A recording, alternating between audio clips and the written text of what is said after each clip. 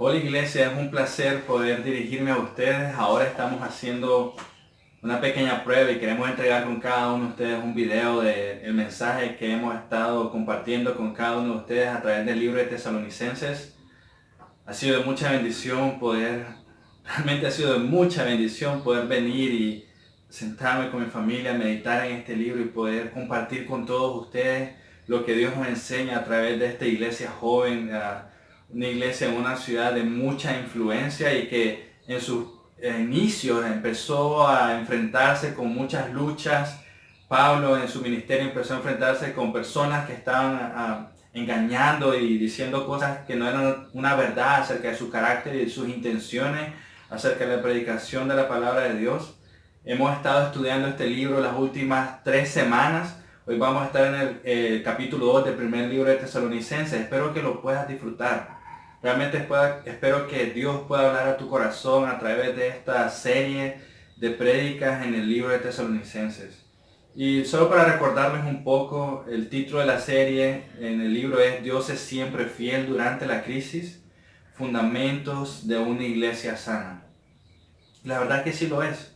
Cada día que me siento a orar con mi familia, cada día digo, gracias Señor porque ha sido fiel hasta el día de hoy, nos ha sostenido hasta el día de hoy. A pesar de la incertidumbre que tenemos hacia adelante, Dios ha sido fiel en cada detalle, en cada circunstancia, en todo lo que ha pasado hasta el día de hoy. Dios es soberano y fiel. Hoy en el libro de Tesalonicenses vamos a ver cómo la ciudad de Tesalónica había sido llamada a la fe. Vamos a ver detalles en qué era lo que ellos estaban experimentando como una ciudad y lo que Pablo estaba pasando para poder compartir el evangelio con todas estas personas. Veremos cómo ellos podían estar seguros que lo que estaban escuchando no era simplemente una información que se escuchaba bonito de un hombre que parecía tener una vida moral, sino que ellos estaban completamente seguros que lo que estaban escuchando vino de Dios mismo. Una de las características, una de las razones por las que podemos decir esto es porque ningún ser viviente hubiera podido soportar llevar una vida como Pablo la llevaba, de no ser sostenido y esforzado por Dios mismo. Veremos que este hombre, Pablo, estaba presente en cuerpo y alma en esta tierra, pero su mirada definitivamente estaba puesta en los cielos.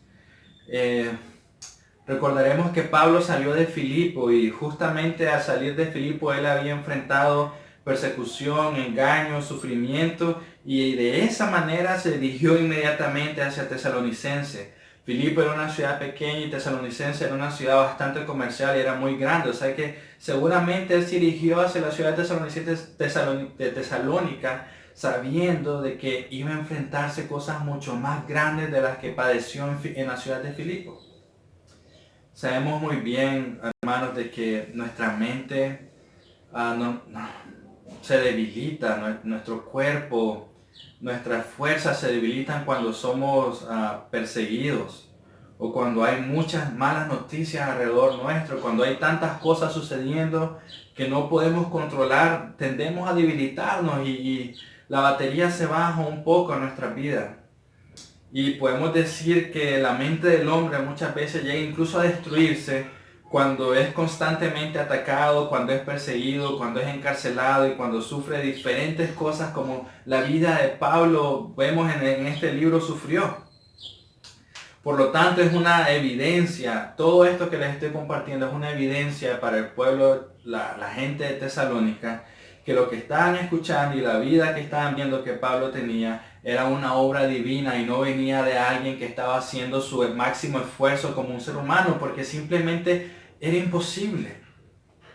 Las personas Pablo no dudó en seguir adelante, en predicar el evangelio, a pesar de todas las circunstancias que él estaba enfrentando. Es más, podemos todos decir con plena seguridad de que Pablo había sido fortalecido en cada caminar que daba por Dios mismo. Y si nosotros podemos decirlo, imaginen los tesalonicenses que estaban viendo la vida de Pablo. Seguramente ellos tenían un gran consuelo en su corazón a ver cómo Dios estaba fortaleciendo a este hombre. Y ellos decían, ok, Dios va a fortalecernos a nosotros también. Dios va a poner un gozo en nosotros como el gozo que vemos en este hombre. Ese es justamente el tema tema que vamos a compartir hoy con todos ustedes. Hoy vamos a estudiar el gozo del creyente. Vamos a ver algunas características que tiene el gozo de un creyente, las circunstancias que un creyente pasa en medio para poder disfrutar y poder amasar, por así decirlo, o anhelar, tener más gozo en su corazón, en ser fortalecido por Dios mismo. Y vamos a ver cómo podemos comprobar o cómo podemos ver a través de la vida de Pablo el gozo real que viene de Dios. Así que quiero pedirles que me acompañen con sus Biblias en el primer libro de Tesalonicenses, capítulo 2, versículo del 1 al 6. Dice así: ustedes bien saben, amados hermanos, que la visita que les hicimos no fue un fracaso.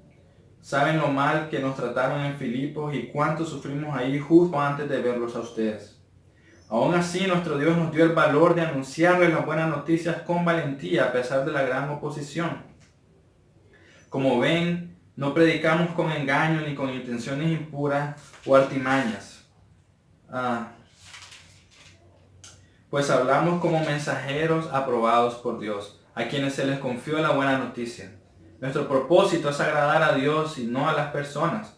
Solamente Él examina las intenciones de nuestro corazón. Como bien saben, ni una sola vez tratamos de ganarlos adulándolos. Y Dios es nuestro testigo de que nunca aparentamos ser amigos de ustedes con el fin de sacarles dinero. En cuanto a elogios humanos, nunca lo hemos buscado ni de ustedes ni de nadie. Amén. Así que el primer punto que vamos a ver hoy es que el gozo del creyente es anunciar las buenas noticias. El gozo del creyente es anunciar las buenas noticias. Pablo inicia diciendo que la visita que les hicimos no fue en fracaso. Es interesante, ¿no? Es interesante ver que las primeras actividades que Pablo hace es visitar a las personas y predicar el evangelio. Este hombre no fue con las manos vacías, más fue con las mejores noticias que la ciudad de Tesalónica jamás había escuchado. Sinceramente creo que visitar a una persona nunca es en vano. Sin importar las circunstancias, jamás es en vano visitar a alguien. Incluso cuando no vemos inmediatamente el fruto que deseáramos ver en esa persona a raíz de la visita, incluso cuando no vemos que está actuando en la dirección que nosotros quisiéramos que actuara en el tiempo que a nosotros nos gustaría, pero debemos de recordar que muchas veces las visitas que hacemos son de más bendición para nosotros al tomar el paso de obediencia que incluso la persona visitada. Algunas veces vamos con las intenciones totalmente incorrectas, hermanos. Pensamos que vamos a cambiar el mundo y que por nuestra visita las personas van a cambiar de rumbo, van a tener una mejor idea, pero debemos de recordar que no es nuestro trabajo. Nuestro trabajo es obedecer. Nuestro trabajo es hacerlo con gozo. Pensemos en esto. ¿Qué hizo pensar a Pablo estar seguro de que viajar hacia Tesalónica de la ciudad de Filipos iba a ser algo fructuoso? Era un camino de 160 kilómetros de ciudad a ciudad. Y esto él lo hizo estando lastimado. Él había sido golpeado en la ciudad de Filipos y aún así tomó la decisión de caminar a una ciudad mucho más grande para predicar el evangelio y visitar a las personas ahí. Nosotros muchas veces tomamos tanto tiempo para salir y visitar a alguien. Algunas veces no podemos ni visitar al vecino, ni conocemos al vecino muchas veces. Algunas veces nos cuesta tanto alzar el teléfono y llamar a alguien simplemente para orar por esa persona o para animarlo o para preguntar ¿cómo estás? Estamos tan concentrados en nuestros propios intereses que simplemente olvidamos que existen otras personas alrededor nuestro. Tenemos que recordar que nada de lo que hacemos en Cristo, amigos míos, es en vano. Absolutamente nada, porque Dios siempre va a hacer su obra. Dios es soberano y siempre va a hacer lo que a Él le place. Y lo que a Él le place es bueno, es agradable, es perfecto, cumple una voluntad perfecta y soberana. Así que todo lo que hacemos en Cristo Jesús siempre produce el fruto que Dios desea en el tiempo que Él desea. Podemos pensar que venimos a cambiar el mundo, pero realmente lo que Dios desea es cambiar y transformar nuestro corazón. Así que déjame recordártelo. Es nuestro trabajo caminar por fe y obedecer. Pero el fruto lo va a producir Dios en el tiempo que Él desea y la manera como Él desea. Y puedes estar seguro que lo va a hacer en tu corazón al caminar en obediencia, incluso aunque no ves que la otra persona está haciendo un cambio, porque no es tu trabajo, es el trabajo de Dios. Y todos sabemos que la palabra de Dios no vuelve vacía. Pablo sigue diciendo a ellos, ¿saben lo mal que nos trataron en Filipos y cuánto sufrimos ahí justo antes de verlos a ustedes? Miren, esto lo podemos ver en Hechos capítulo 16. Hechos capítulo 16 nos relata todas las dificultades que atravesó Pablo y sus acompañantes. Déjenme darles una lista de algunas de las cosas que sufrió Pablo en Filipos. Ellos fueron arrastrados hasta la plaza central. Levantaron calumnias sobre ellos. Fueron desnudados en público y golpeados con varas. Y por último fueron metidos a lo más profundo de la cárcel, amarrados de un cepo. Es increíble. Mira, iglesia, si yo te dijera hoy, hemos estado orando bastante. Y estamos completamente seguros que Dios nos está llamando a ir y predicar el Evangelio y servir a otras personas en la ciudad de Estelí, de Jinotega y en todas partes cerca del norte. Dime, ¿qué harías? ¿Qué pensarías? Dejemos a un lado el hecho de la pandemia y toda esta enfermedad y el virus que nos rodea y el miedo que probablemente hay de salir a las calles. Colocando eso a un lado, ¿qué harías si yo te dijera, iniciemos mañana mismo? Algunas personas probablemente pensarían, bueno, es tiempo de cambiar de iglesia, eso no es lo mío. Y otras personas probablemente dirían, sí, me parece excelente idea. Hagámoslo, estoy muy animado, pero necesitamos más Biblias para poder compartir el Evangelio con otras personas. Vamos a necesitar un vehículo para podernos mover. Tal vez vamos a necesitar buscar algunos contactos para saber dónde ir. Y de repente comenzamos a dar una lista de requerimientos que necesitamos para poder cumplir y obedecer la palabra de Dios. Y de repente esa lista de requerimientos se convierten en cosas imposibles. Empezamos a ver cómo va a estar el clima y si de repente miramos una nube, probablemente decimos, no voy a salir porque tal vez nos vamos a mojar. Puedo decirles que incluso algunos llegarán con orgullo a servir a otras personas simplemente porque creen manejar mejor la Biblia que otra gente. O simplemente porque están visitando a alguien más, se creen superiores por el hecho de servir a alguien más. ¿Por qué les digo esto? Pensemos un poco en la manera en cómo llegó Pablo a Tesalónica. Normalmente uno cuando tiene una tarea tiene el deseo de llegar lo mejor preparado posible, lo mejor vestido posible, ¿no? Pero porque queremos dar una impresión, queremos que la gente lleve una buena impresión del trabajo que vamos a hacer. Normalmente eso es lo que sucede. Pero preguntémonos, ¿cómo llegó Pablo de Tesalónica? ¿Cuáles fueron sus condiciones? ¿Cómo miraron a Pablo la gente de Tesalónica? Bueno, Pablo no llegó con un séquito de seguidores, de convertidos de la ciudad de Filipo hacia Tesalónica. Pablo no llegó con un caballo de raza o con el mejor camello que existiera en esos tiempos. Pablo no llegó con las mejores vestiduras o con el mejor calzado. Y ciertamente no llegó con el mejor perfume para que las personas pudieran sentir su llegada a una cuadra de distancia. De hecho, él llegó golpeado, llegó injustamente apresado, humanamente cansado y probablemente muy cargado. Llegó de una ciudad donde fue sujeto de burla y donde fue extremadamente golpeado, pero aún así fortalecido en el Señor. Aún así lleno de fe y con mucho deseo de trabajar con sus manos y predicar el Evangelio a estas personas. Él no llegó con un plan extremadamente trazado en su mente.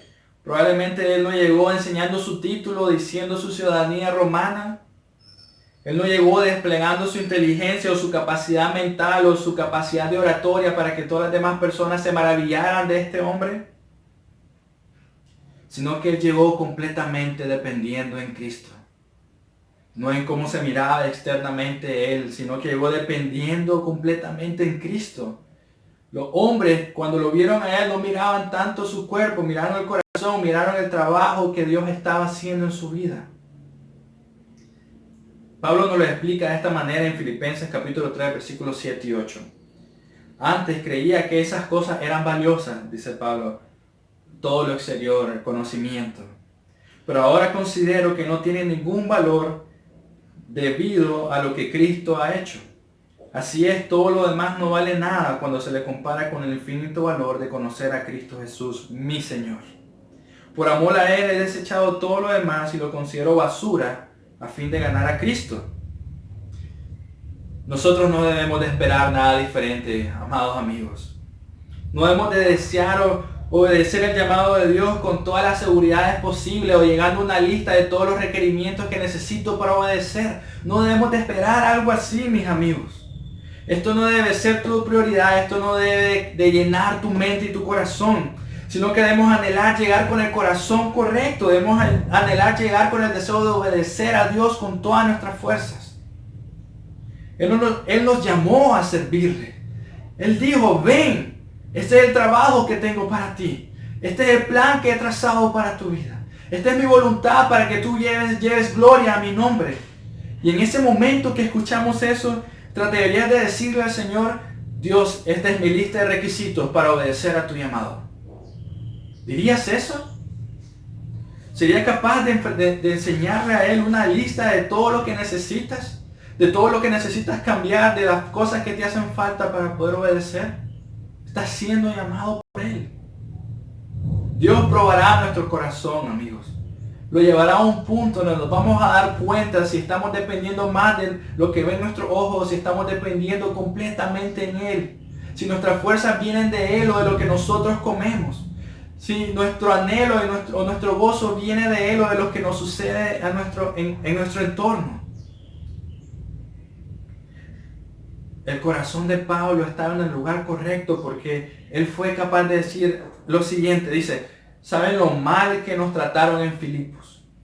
Los tesalonicenses lo sabían. ¿Y cuánto sufrimos ahí justo antes de verlos a ustedes? Aún así, nuestro Dios nos dio el valor de anunciar las buenas noticias con valentía. Él sabía de dónde venía su fortaleza. Él sabía que era su Dios el que lo sostenía en cada situación. Él sabía que no podía depender de ningún tipo de seguridad externa, sino simplemente en Dios. No pequemos en creer que somos merecedores de algo diferente. Si Cristo mismo, cuando estuvo en esta tierra, padeció cárcel, lo escupieron, lo golpearon, lo flagelaron, lo crucificaron, lo dejaron completamente solo, ¿por qué esperamos algo diferente?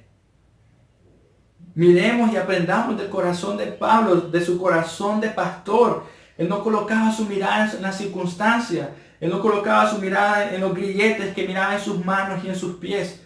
Él no colocaba la mirada en su cuerpo lacerado por los golpes que había recibido. Sino que era fortalecido por Dios mismo, quien le otorgaba el corazón para poder amar a otros. Era animado por Dios mismo para poder animar a otros. Era consolado por Dios mismo para poder consolar a otros.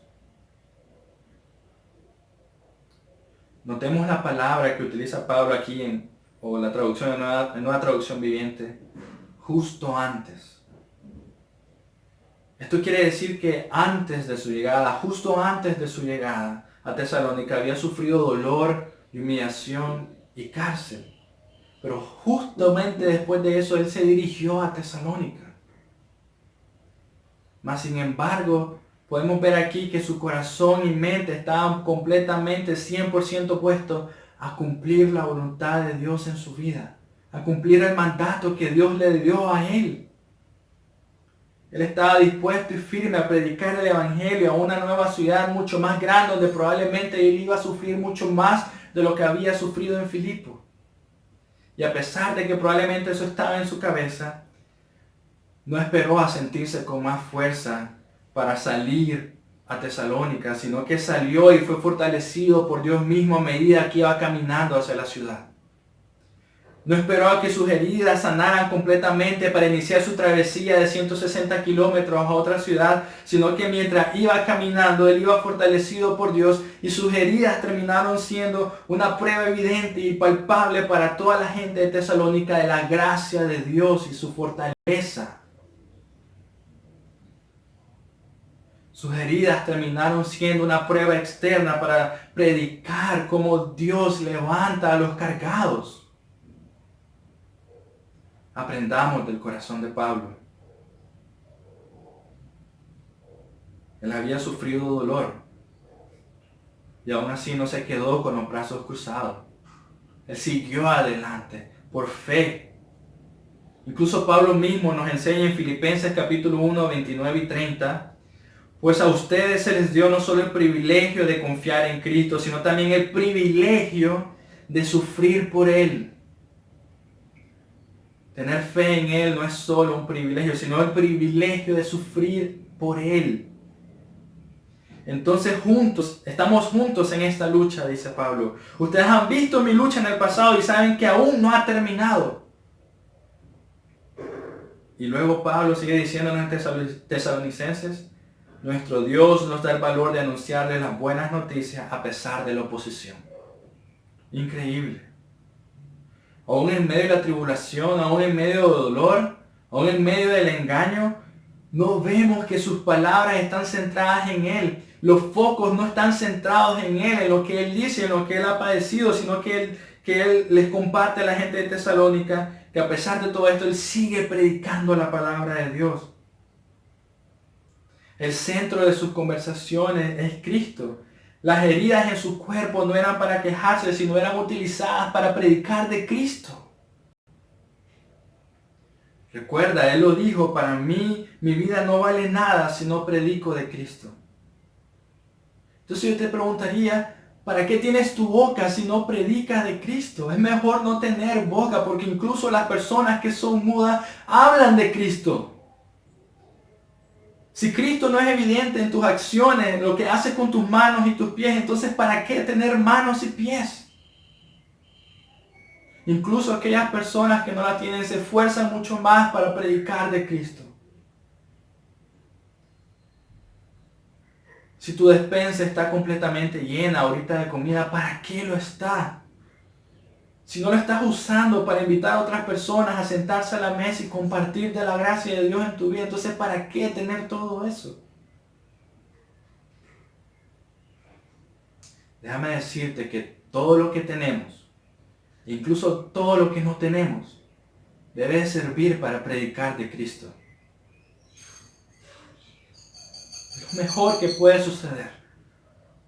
Mira la vida de Pablo, sus heridas servían para predicar de Cristo. Sus ofensas servían para predicar y exaltar más aún a Cristo. Punto número 2.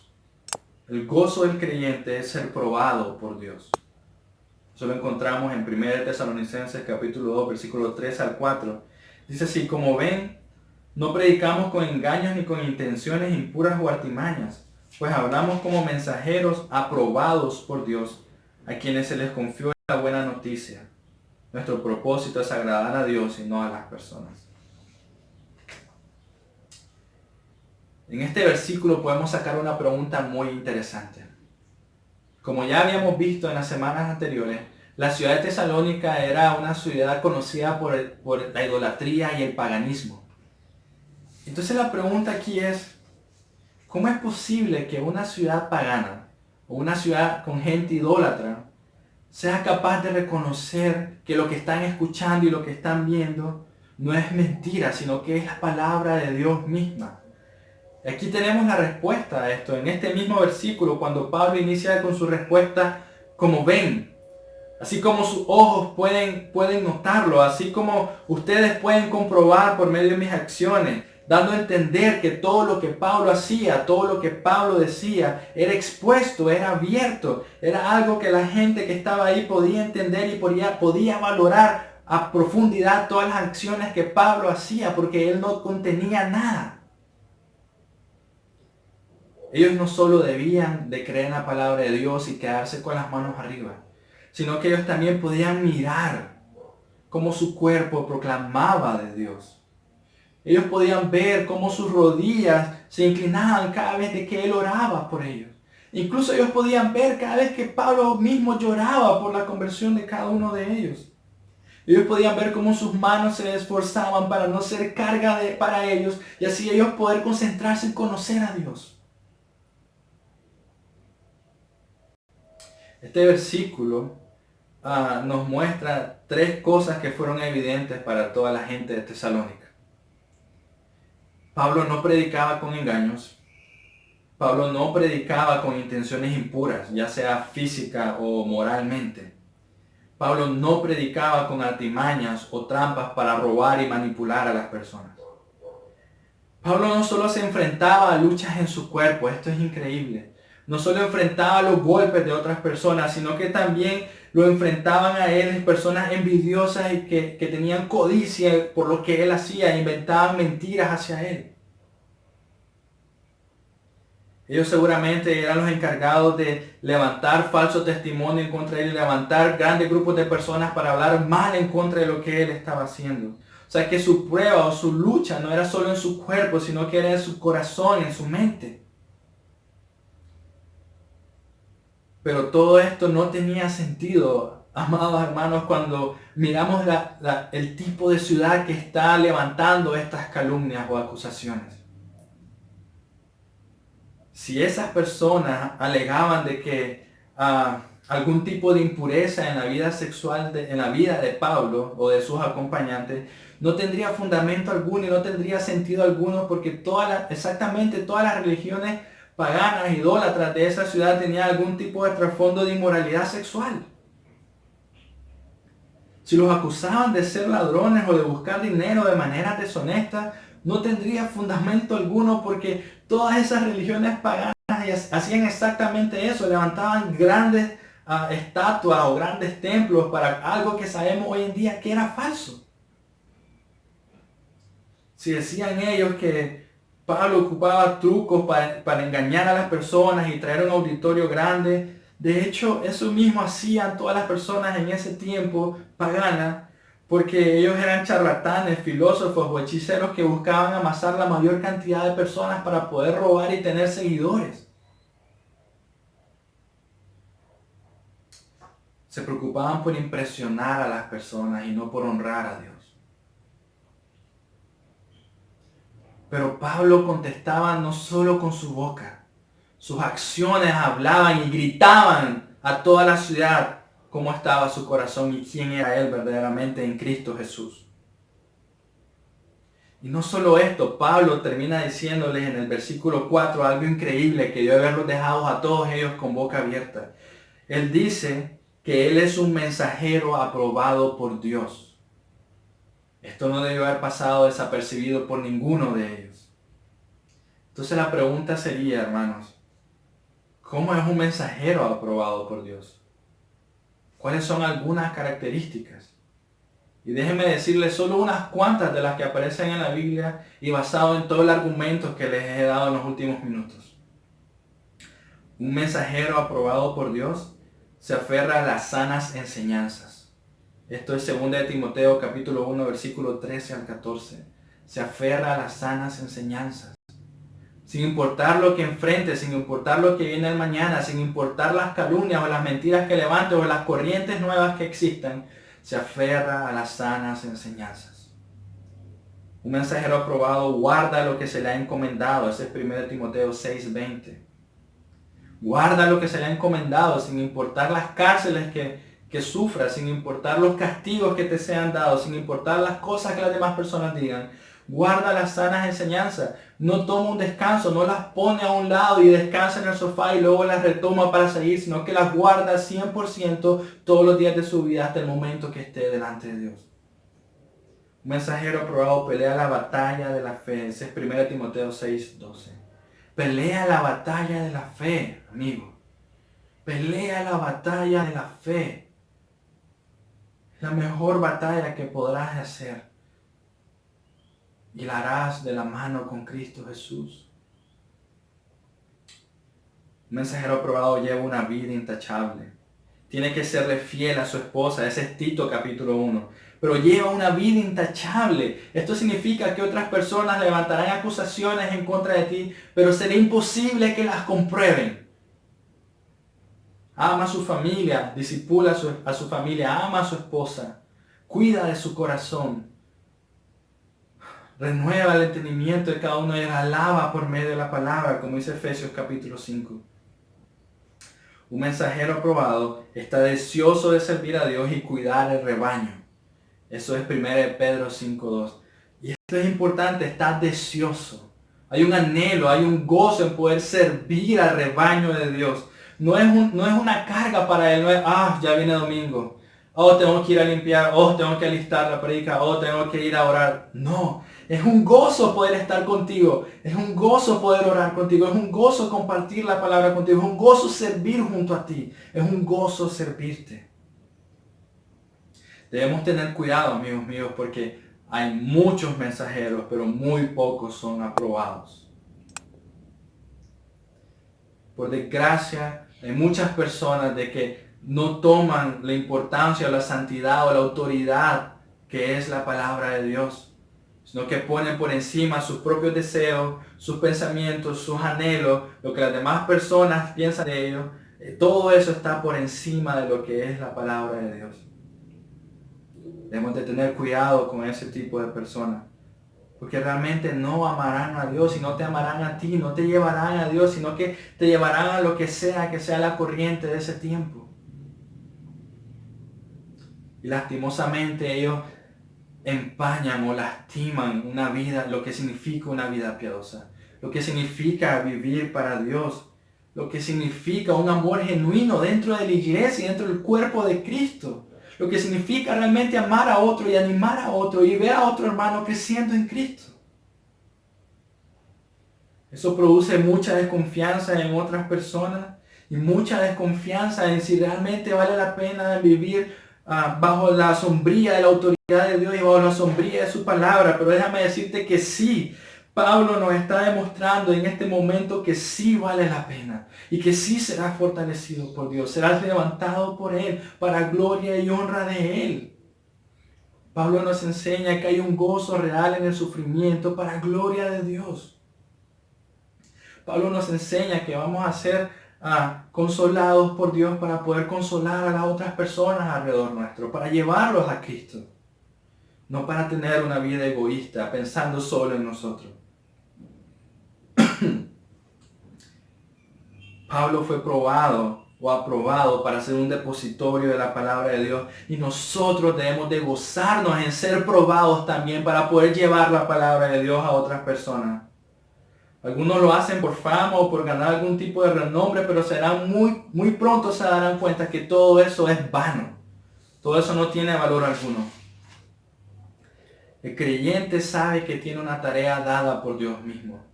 Déjame repetírtelo. El creyente sabe que tiene una tarea dada por Dios mismo y las aflicciones, la vergüenza o los grandes sufrimientos que vayamos a tener palidecen versus ser encontrado haciendo el trabajo que Dios nos ha encomendado. Imagínate esto, amigo. Imagina que Dios te ha dado una tarea y comenzaste con fuerza, pero de repente no contaste bien el costo de seguir esta tarea y dejaste el trabajo. De repente decidiste bajar la guardia, dejar de hacer lo que Dios te encomendó y ahora pasas tiempo en el sofá o haciendo otras tareas. Pagando un precio tan alto en dejar de disfrutar de Dios mismo, sino buscando tu propia gloria. Por ahora imagina que un tiempo después viene este Rey Supremo que te encomendó esta tarea y te encuentras sentado en un sofá o en otro lugar o haciendo cualquier otra cosa. ¿Cómo te sentirías? ¿Cómo estaría tu corazón en el momento que lo vieras? Sin embargo, Dios nos muestra a un hombre lleno de gozo por obedecer. Un hombre que ha sido fortalecido por obedecer. Un hombre que ha sido levantado por obedecer. Vemos un hombre que fue alimentado y fortalecido en la palabra de Dios. Un hombre que está gozoso en medio del sufrimiento. Dime, ¿alguien que deja de hacer su trabajo y se queda en un sofá está gozoso? Por supuesto que no. Pablo y sus compañeros se esforzaban al máximo, como lo hacen muchos atletas para cuando se entrenan con todas las fuerzas del mundo para poder lograr conseguir el premio o la meta que ellos querían obtener. Pero esto me sorprende tanto porque ellos se esfuerzan tanto por 6 o 8 meses para una competencia que probablemente dura 1, 2, 3 minutos. Sin embargo, Pablo sabía que el premio, la corona, era la eternidad. Una eternidad en la mesa con nuestro Dios. Una eternidad alabando su nombre. Una eternidad estando gozoso con Él en los cielos. Y lo que me sorprende más es que Pablo no solo sufría en su cuerpo, no solo él pasaba por todas estas aflicciones o por toda esta carga inhumana que atravesaba cada vez que iba por ciudad en ciudad predicando el Evangelio, pero su corazón no se endurecía y más bien encontramos versículos donde él incluso rogaba a su audiencia, vuelve a Cristo. Rogaba. Imagínate, en medio del sufrimiento, rogar por la vida de alguien más.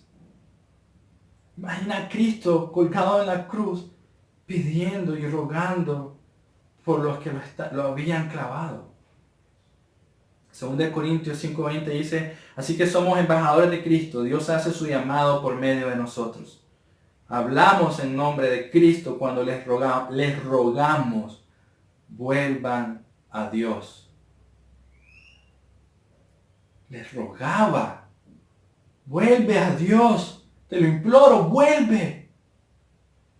Llorando en sus ojos, lastimado, sus rodillas desgastadas, su calzado probablemente con hoyos. Te ruego, vuelve a Dios. En pocas palabras, Pablo nos está enseñando en este libro de Tesalonicenses que él había fielmente instruido a las personas en la palabra de Dios y ellos mismos lo podían comprobar con su vida, con su testimonio. Punto número 3, el gozo del creyente es agradar a Dios. Eso es 1 Tesalonicenses 2:4, la parte B.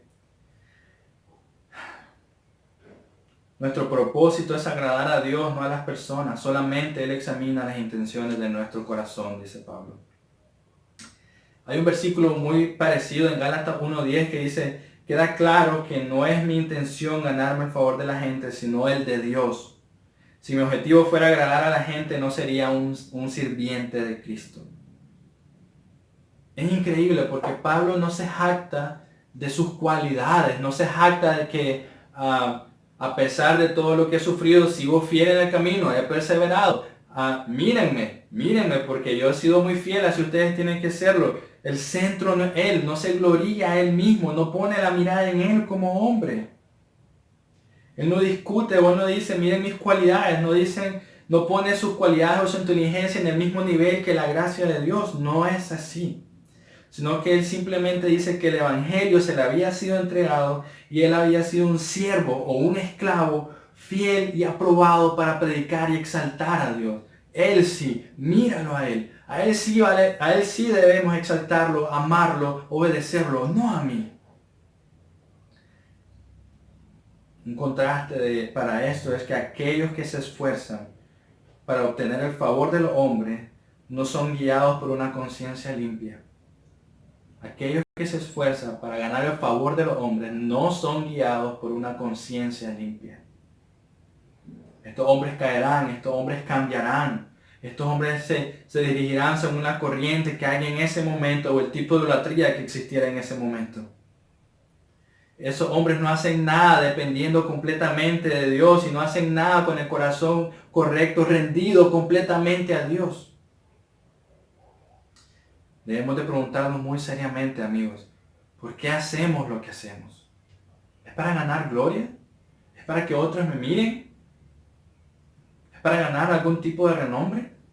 Todo eso se pierde y Pablo lo sabía muy bien y nosotros debemos de saberlo muy bien. Cuando predicamos para agradar al hombre es cuando aparecen tantas corrientes y tantas locuras que vemos hoy en día. Es un alto precio el que pagamos cuando dejamos de estar bajo la sombrilla de Dios, cuando buscamos la gloria del hombre y no la gloria de Dios. Simplemente cambiamos a Dios por el hombre. Ese es el peor precio que podemos pagar. Cambiamos a Dios por mi comodidad, por mi identidad, por mi belleza, por mi comodidad en una casa, un vehículo. Cambiamos a Dios por esas cosas. Es un alto precio que debemos pagar. Pablo dice, solamente Él examina nuestro corazón. Es como si Pablo estuviera diciendo, Proverbios 17:3, el fuego prueba la pureza del oro y de la plata, pero el Señor prueba el corazón. Pablo sabía que Dios miraba su corazón. Pablo sabía que en el momento que él se buscara algo diferente que no fuera Dios, Dios lo iba a saber, pero él sabía que su corazón estaba desparramado completamente en Dios.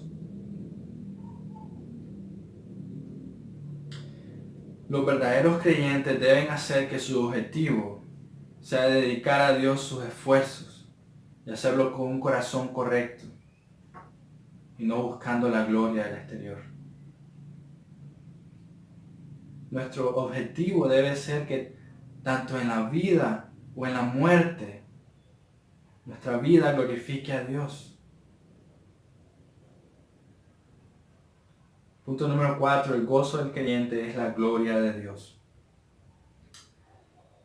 Cuando nuestra meta es la gloria personal, perdemos el privilegio de ver la hermosura de Dios. Perdemos el privilegio de ver su gloria, las bendiciones que Él da a nuestras vidas. Lo maravilloso de ser fortalecidos por Él, de ser transformados por Él, de ser guiados por Él.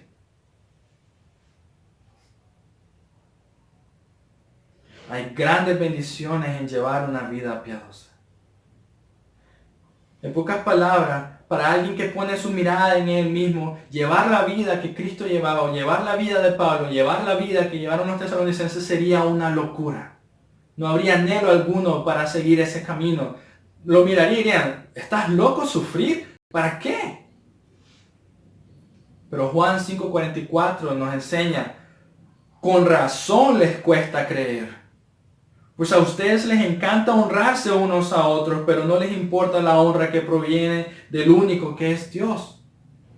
La honra que proviene de Dios, por supuesto, es mucho mejor, pero con razón no la ven porque ustedes prefieren su propia honra. Puedo escuchar a Pablo diciendo, el mismo hecho que estoy aquí frente a ustedes, y después de haber padecido con la gravedad de aflicciones que he padecido en el pasado, es una muestra para mí y para ustedes de lo que está sucediendo, es obra de Dios mismo y no mía, porque si fuera por mí, yo habría renunciado hace mucho tiempo. Por lo tanto, hermanos, pueden creer. Puedes creer que serás fortalecido. Puedes creer que serás lleno de gozo. Puedes creer que Dios transformará ese corazón de piedra y pondrá un corazón de carne. Si alguien quiere servir a Cristo correctamente, debe desechar toda avaricia y ambición. Debe desechar toda avaricia y toda ambición, rechazar toda corrupción, porque estas son las cosas que manchan o que tuercen un ministerio, una familia, un matrimonio. No es mi comodidad, la gloria de Dios. Y por medio de eso servir a las personas. Hermanos, aprendamos del corazón de Pablo. Aprendamos cómo el Evangelio nos ayuda a mortificar o matar el pecado todos los días de nuestra vida. Nos fortalece para así hacerlo. Y así no llevar una vida que dé gloria a nuestro nombre, sino a Dios mismo. Nos consuela y nos ayuda, nos fortalece para someternos a la autoridad de Dios y con gozo. No una carga. No, de nuevo tengo que obedecer a este Dios. No, un gozo genuino porque estoy caminando el camino que Él puso delante de mí.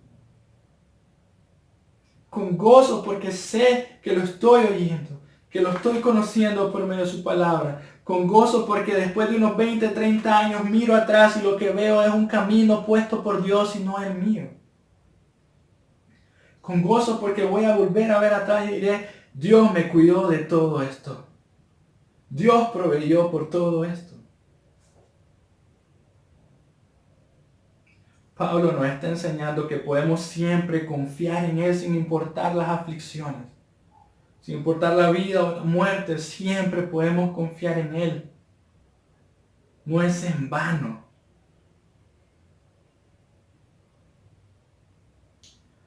Cada vez que sufrimos aflicciones, amén, porque nos ayudan a depender más en Él. Nos ayudan en Hebreos 12:1 dice, por lo tanto, ya que estamos rodeados por una enorme multitud de testigos de la vida de fe, quitémonos todo peso que nos impida correr, especialmente el pecado que tan fácilmente nos hace tropezar, y corramos con perseverancia la carrera que Dios nos ha puesto por delante. Estamos rodeados de una enorme nube de testigos, dice el autor. Tenemos tantos ejemplos de la vida de que sí vale la pena, de que Dios cumple su palabra. Tenemos tantos ejemplos de su bondad, de su paciencia, de su amor, de su cuidado. Y cómo no caminar en obediencia a Él. ¿Cómo es posible decir algo más si hay tanta evidencia en su palabra? Quitémonos todo lo que nos impida correr. Pon tu mente en el premio. Pon tu mente en el premio. Pon tu mente en Dios mismo. Es algo que es eterno, no es corruptible, no se perderá, no te lo robarán. Corramos con perseverancia. Corramos con perseverancia porque no estarás solo. Estamos juntos en esta lucha, dice Pablo. Es un privilegio sufrir por Cristo. Pero también hay gozo real, genuino, aunque solo miras malas noticias alrededor, aunque cuando enciendes la tele solo no escuchas nada que da ánimo. Pero en Cristo, pon tu mirada en Él. Llénate de gozo en Él. Ante un conflicto o oposición, ante el miedo, ante la burla o ante cualquier cosa que te estés enfrentando en este momento, Dios llama a su pueblo a mantenerse firme y lleno de fe. Y no lo dice porque sí, lo dice porque sucede. Porque así como Pablo fue fortalecido en el camino hacia Tesalónica, así serás fortalecido tú. Así como Pablo obedeció por fe y sus heridas fueron una expresión de la gracia de Dios, así será cada conflicto, cada situación que pases. Así como el corazón de Pablo fue consumido, consolado, apapachado por su Papi celestial, por su Salvador, por su Señor, así nuestro corazón será fortalecido y consolado. Mantente firme, con perseverancia y gozo, porque esta es la huella de un creyente. Oremos. Señor, te agradezco por el tiempo que nos das. Te agradezco por tu infinita bondad, Señor. Te agradezco porque hasta el día de hoy nos has sostenido y nos has amado infinitamente. Dios, ruego porque todos los que me están escuchando, todos los que están viendo, Señor, puedan ser fortalecidos por ti, Dios. Puedan ser transformados por completo. Te ruego porque ellos puedan ser llevados de tu mano, Dios. Quita todo el miedo que nos impide ver tus bondades y tu misericordia y tu bondad en nuestras vidas, Señor. Que podamos ser siervos fieles que simplemente están haciendo lo que tú nos has mandado. En el nombre de tu Hijo Jesús. Amén.